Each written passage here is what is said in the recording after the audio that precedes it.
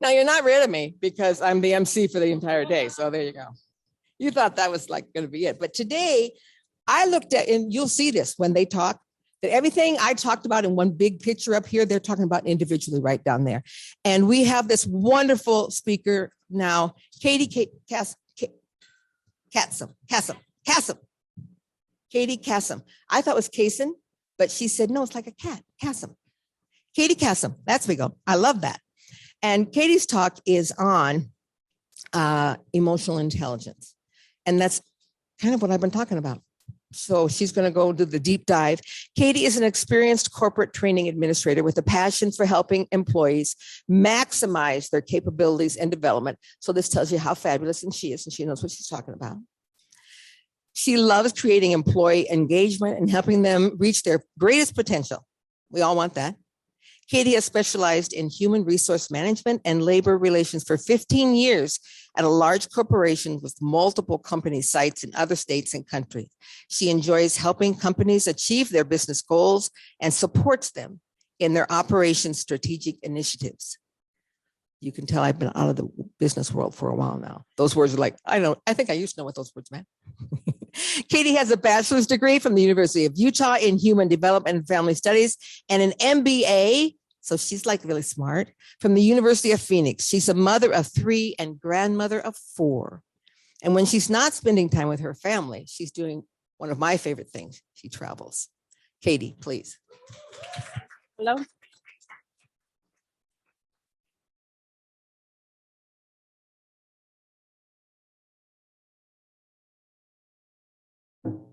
Hello, can you hear me? Okay, it's on. Good. I'm going to pass the clicker baton. Thank you so much. Well, good morning and welcome to today's summit. It's hard to follow Mary Craft. I'm sorry. Give her a nice warm hand of applause. She's extremely motivational. Thank you so much. So I was asked to speak on emotional intelligence, and this is a class we actually teach at UTA. It takes 15 hours over 5 days, and I've been asked to cram all of that into 25 minutes. So I'm going to just do my best. So here we go. So what is emotional intelligence? It's the newest buzzword that we all hear in training, and it's kind of part of this whole person. So we have our IQ, which is what we learn, right? And how we use the information that we learn. We have a personality, which is something that we're born with. So you're kind of either an introvert or an extrovert, but those are both kind of fixed. Emotional intelligence is something that we can actually improve on. It's a way for us to better understand the emotions that are happening within us and in others, and then managing those emotions. So that's what emotional intelligence is about.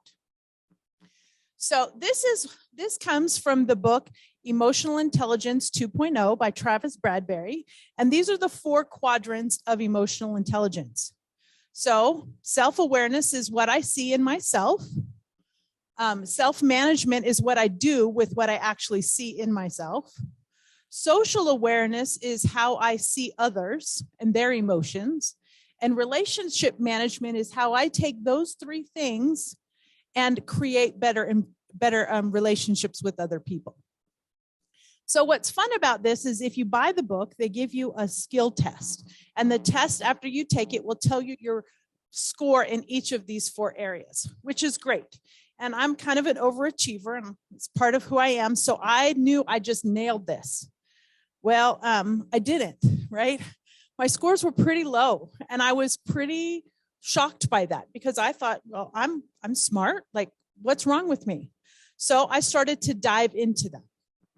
So here we go. We're going to talk about self-awareness first, mainly because it is first, but this was my lowest score. This is what I did the worst at. So social awareness is the way I see myself and the emotions that are there. So just look at this real quick. So what I learned about social awareness, self-awareness, is that what I know about myself, I've been in my body for over 50 years, been in my head for over 50 years. So why is this my lowest score? Well, it was my lowest score because the things that go on in my head weren't always factual. I kind of create things. I kind of make other issues. So I needed to learn how to face this head on. So anybody in this room kayak? Any kayakers? Okay, well, my children are big kayakers. And one of the things that my daughter has told me is that when you go kayaking, it's very important for your kayak to be facing head first the direction you want to go. If you're going to hit those white waters, you've got to be facing forward. If you get sidetracked and turn sideways, you're going to spend most of your time underwater. And that's not a good thing. So if I want to get better at self-awareness, I have to keep my kayak facing directly at the information that I need to work on. So that's where I started to focus. I love this quote by Fred Rogers. I grew up on Mr. Rogers' neighborhood. And one of the things I loved about Mr. Rogers is that he would take an emotion that was very hard and he would teach me how to use that emotion, how to name that emotion. And then I could learn to manage that emotion. And what I learned is that emotions were neither good nor bad. So I think they're supposed to be handing out some stuff on the back. So in that folder, Joy, do you see that folder right there next to Ginger? The handouts? So we have handouts for everybody because part of what we're doing is, because I have to cover all this information in 25 minutes, I wanted you to have the tools in your hands in case I talk about something that, you couldn't use. So in there, we talk about what's called the feeling wheel. And I love the feeling wheel. We use it at UTA a lot when we're talking about self-awareness. Because if you can't name what's happening to you, you can't manage what's happening to you. So I'll give you a situation. I'm in a meeting and I'm giving a presentation just like this in a meeting. And one of my coworkers cuts me off. And when I get cut off, I lose track of where I'm at. I forget what I'm going to say. And I start to feel something in my stomach. And it feels a lot like anger because I really want to come across the table and smack this person in the face, right? That's how I feel about them. So when this anger starts coming up in my stomach, I take out that wheel and I look at anger. So you can see anger is in this red section. And then I look at, okay, so am I actually feeling, am I actually feeling anger? Well, no, probably not. What I'm actually feeling is humiliated or frustrated. So then I kind of look at those two words in the next section of the red. Well, I'm not frustrated. I'm feeling humiliated. I lost my track. Now what am I supposed to do? So then you drill down one more. And then I can ask myself, well, which one is it? Am I feeling disrespected or am I feeling ridiculed? Well, I know my coworker kind of likes me and really wouldn't be making fun of me. So what I'm feeling right now is disrespected. And if I can name what's happening to me, I'm better able to manage how I react to that, right? And so that just helps me through that. So you can use this, we call it check yourself or name it to tame it in the book. But I can use this as a leader. So when I'm sitting with my employees and they come in and they're frustrated or they're angry or they're happy, I can pull the wheel out and help them name it. Because if they can name the emotion that they're going through at that time, then we can find solutions and answers to help them solve that problem. We as women have over 70,000 thoughts that go through our head every day. And sadly for women, most of us, 50% of the thoughts that go through our head are actually negative. Negative self-talk, things we say to ourselves that we would never, ever say to anybody else, let alone speak out loud, right? So why do we say them to ourselves? Well, because we compare ourselves, and to buoy ourselves up, we compare ourselves to things that probably are not real. So these are three of the things I've compared myself to over the last year. Elastigirl. Well, I don't know about you, but my to-do list is really long, and I stretch myself overly thin, and sometimes I snap, just like Elastigirl. Sometimes I take on the problems of the world and think that it's my job to solve my friend's problem because I'm a superhero, just like Wonder Woman. Then I love this new movie, Encanto. It's one of my favorites. She carries the weight of the world. How many of us as women do that? We carry our whole family's weight of the world on our shoulders, and we're going to do it. And most of the time we think we can do it all by ourselves. Well, the problem with comparing ourselves to a fictional character, other than the fact that they're fictional, is that when I don't measure up to this, I start saying things in my head like, I knew you couldn't do this. What was wrong with you? You're not brave enough. You're not strong enough. You're not smart enough. And the more I say these negative things in my head, the more I start to believe them, even though rationally I know inside history has proven otherwise. I know I have accomplished things before, so I know I'm not worthless. And yet I still allow these negative thoughts to come through my head. Oh, let me go back. Sorry. Mark Corden does a really great self-talk on self-positive motivation. It's a TED Talk, and you have the link in your tools. And one of the things he says in that is that when you're talking to yourself, you need to stop using the word you. You need to use your name or I. So today, when I'm nervous getting up here on this stage, I don't say, Katie, I don't say, you've got this. I go, Katie, you can do this. And when I say that, it empowers me inside and makes me feel like I can actually do it. Because that's what you would tell a friend or a neighbor, right? I know, Katie, you can do this. And if I say that to myself, I can do it as well. So feedback is something that we as leaders really need to focus on. It allows us to find the things that are stumbling blocks in our lives or things that don't help us, right? It's a way for us to grow. So we have to create a feedback culture among our employees. If we don't create a safe place for our employees to give us feedback, then when it's time for them to receive feedback, guess what? They're going to emulate what they just saw in us. So it's important when somebody gives you feedback that you accept it. And yes, sometimes feedback stings, right? It hurts. It's a knee-jerk reaction, but we have to learn to accept it well, because when we can accept it well, it allows us to grow and improve. We have to be careful when we're asking for feedback, however, to not ask for feedback just to stroke our egos. I have a coworker who loves to come up and say, how'd I do? How'd I do? And it's not because he wants input on how he did. It's because he just wants me to stroke his ego, right? And so if I actually want feedback, I have to ask for it. And then if I'm going to use it, I need to come back to that employee and say, you know what? I've been working on that. I took to heart what you said to me. Am I getting better? Are there things that I'm doing to improve? Right? I'm actually using the feedback. Self-management is now what you do with the things. Now, self-awareness has 15 strategies. Those were just 3. But self-management is what I do with those emotions. Now that I know what the emotions are, now that I know what my triggers are, how do I manage them within myself? So this is a great quote by Viktor Frankl, and it talks a lot about creating space. When I'm having an emotion and I'm not sure what to do with that emotion, I need to do this. I need to pause. I need to reflect.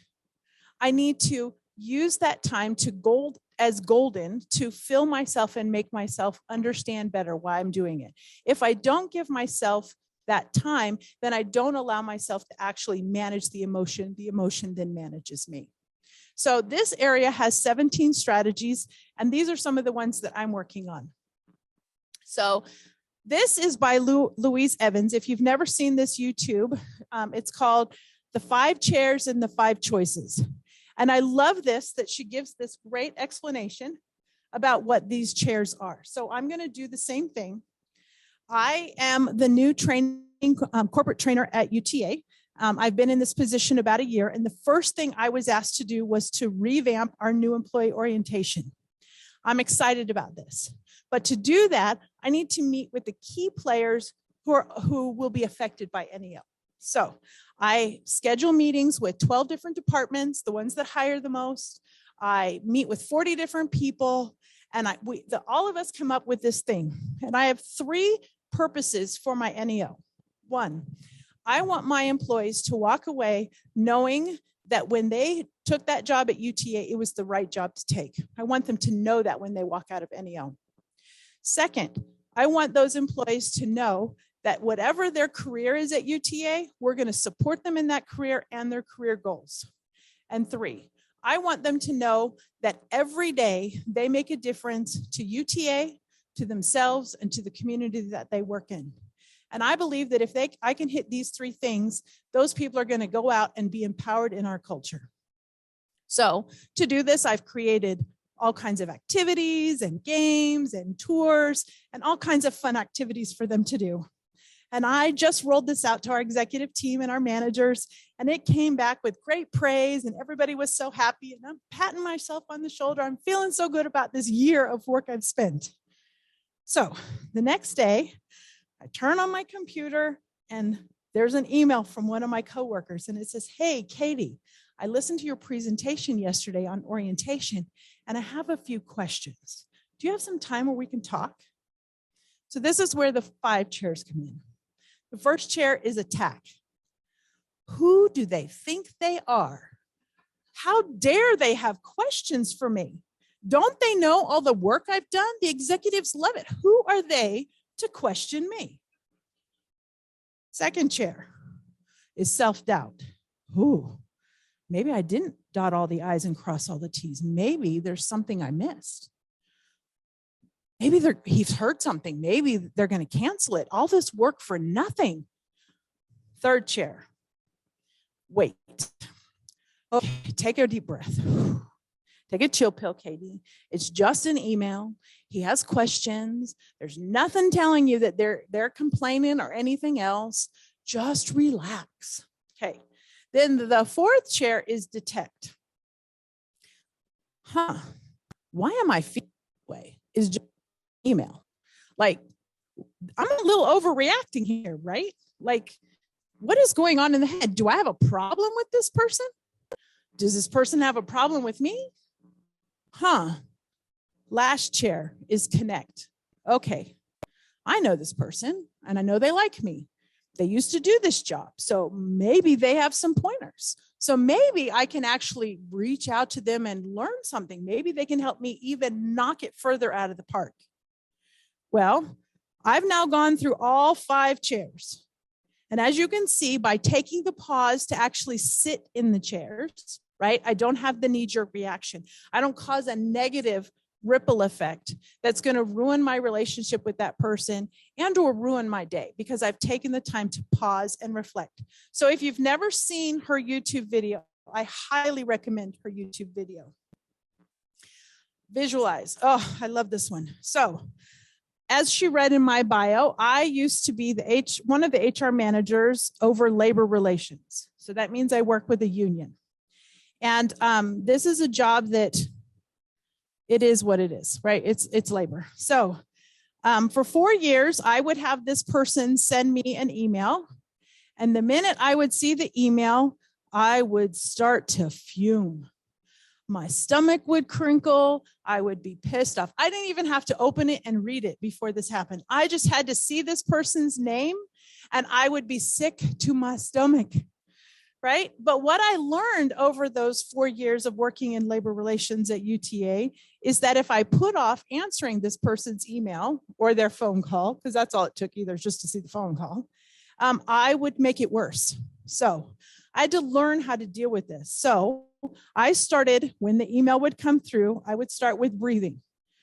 And sometimes I would take a deep breath or 2 deep breaths.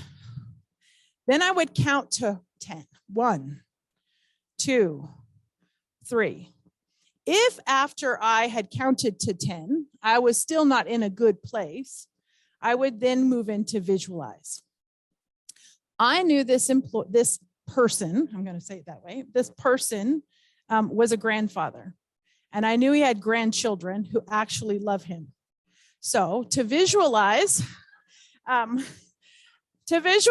would imagine him sitting in his big chair with his grandchildren on his lap, loving him just like my grandchildren love me. And it would put me in a better place, right?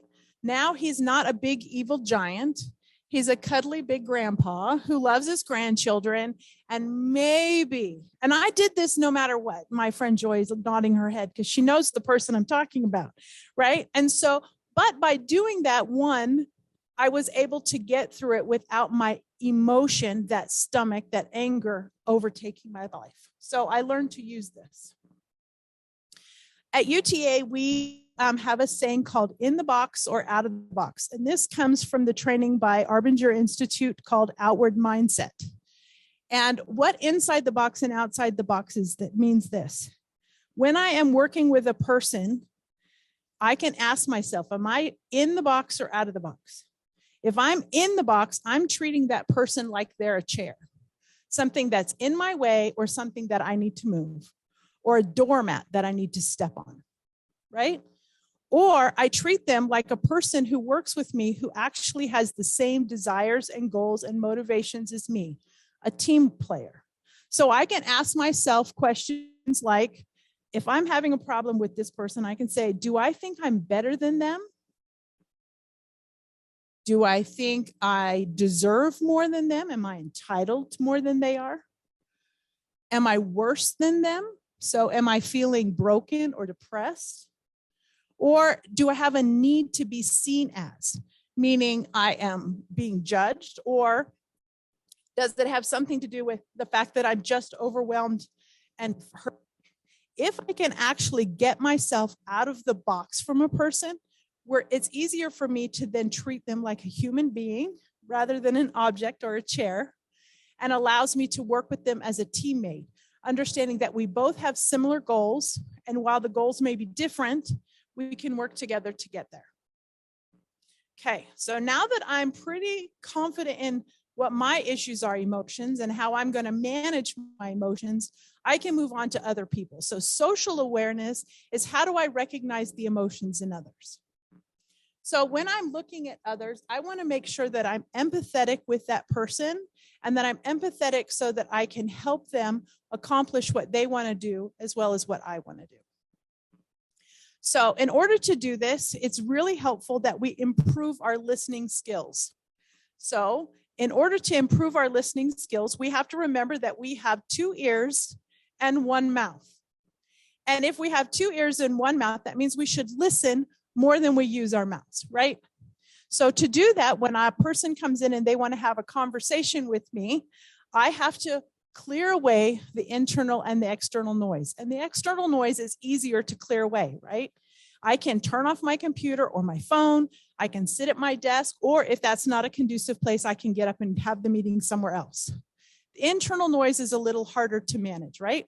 Because I'm thinking about my to-do list, or I'm thinking about what we're going to have for lunch today. And so I'm not actually listening. So it's really important that we actually clear away this noise so that we can better focus on those things. The other thing we can do is go people watching or watch a movie. So one of the things that we did was I pulled up my favorite movie, Pride and Prejudice, and I watched Elizabeth. And I tried really hard to figure out what her emotions were. So I wrote down everything she did. So you just watch the movie and you watch one character and you write down whatever their gestures are, their eye movements are, all of that kind of stuff. And then you take it to the what? You take it to the feeling wheel and the emotion wheel, which I gave you both of. You know that if somebody is folding their arms and their mouth is terse, that they're probably angry. That's an easy emotion to read. But when somebody is scared, it might be a little harder. Or when somebody is feeling attacked, it might be a little harder. And so these 2 wheels work together to help me understand what somebody's emotions are. Now that I've learned about myself and others, I'm ready to start building relationships. So in order to do this, we have to remember that we are half of every relationship that we're in. So if a relationship is bad, we are 50% part of that bad, right? We've contributed to that. So it's important for us to understand how we can improve that relationship, because we're 50% of the relationship. So going back to that situation where that employee cut me off in the middle of my presentation and I was angry, instead of putting off having a conversation with him, which is not avoiding the inevitable, because at some point we have to have that conversation. I use this tool called SBII, situation. Situation means, you know, Joe, when we were in that meeting today, that's the situation. We were in a meeting today. The behavior is, so Joe, when we were in that meeting today, you cut me off. Then it's impact. So Joe, when we were in that meeting today and you cut me off, I lost track of time. I lost track of where I was in the presentation, and it threw me off, and it really felt disrespectful. Then I allow him to tell me his intent. Can you tell me why you did that? What I've done is I have put fact over emotion. I haven't allowed my anger emotion, remember that emotion. I've used facts and I've taken it out. I've neither said he's good, he's bad, but the action or the behavior was good or bad. This is really helpful when you have to have a discussion with somebody that's difficult, right? It's easy to do when you're giving praise, but it's a lot harder when you're trying to correct. Building trust. We have this adage that we all grew up with. If you can't say something nice about somebody, don't say anything at all. Well, if you are in a conversation with a group of people and you are adding to a negative conference or a negative discussion about somebody who's no longer in that group, guess what? You've just told everybody in that group that you do the same thing to them. So the next time you're sitting in gossip, you need to be the person who stands up for that person. That teaches everybody in the room that you would stand up for them, and that builds trust. And it is really hard. It is something you have to earn, trust. But the minute you destroy it, it is a lot harder to get it back. How many of you like football? Woohoo! Well, I'm a Florida Gator because that's my hometown. And go Gators. And I'm a University of Utah Ute because, well, they got all my money. So, but during the second half, if my team is down, the coach is going to go into the break room with his players, and he's going to have a little talk with them, right? And if you've ever been in a halftime with the coach in the break room, you know that they get pretty angry, and they are not happy in there. And they are saying to people, you did this, and you need to do better. Or y'all aren't doing this. So you've got to get this together, right? And he's not saying that to demoralize them. He's not saying that to put them down. He's not saying that to defeat them. He's saying it to motivate them, to help them pull up their bootstraps and get back out there and win. And if a coach does a good job during that halftime speech, the team comes out and wins, right? Like both my Gators and Utes did this weekend. Right? So that was awesome. So we as leaders have to learn to get angry on purpose. If I'm angry all the time, if I'm a hothead all the time, I have lost my purpose because nobody trusts it anymore. So in conclusion, emotional intelligence is something that you will work on for a lifetime, like 10,000 hours, they say, to master something, right? But you can do it one situation, one day, one event at a time. It is something that you can master and get better at. And the plus of taking that test in the book is that 6 months later, after you've learned some of your weaknesses and how to improve those weaknesses, you can take the test again for free. And then guess what? You can find out that you did better, which I haven't done yet, but I'm hoping to. So there were a lot of tools covered. I gave you a list of all those tools in the handout so that you have them, all the TED Talks, all the other stuff. These are the things we've used at UTA to improve our emotional intelligence. And so I hope that you've gotten a golden nugget today.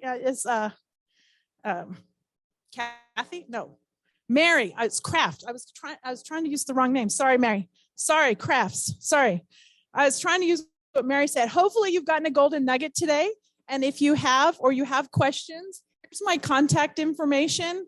And feel free to reach out to me. I'm happy to help in any way whatsoever. Thank you so much for your time.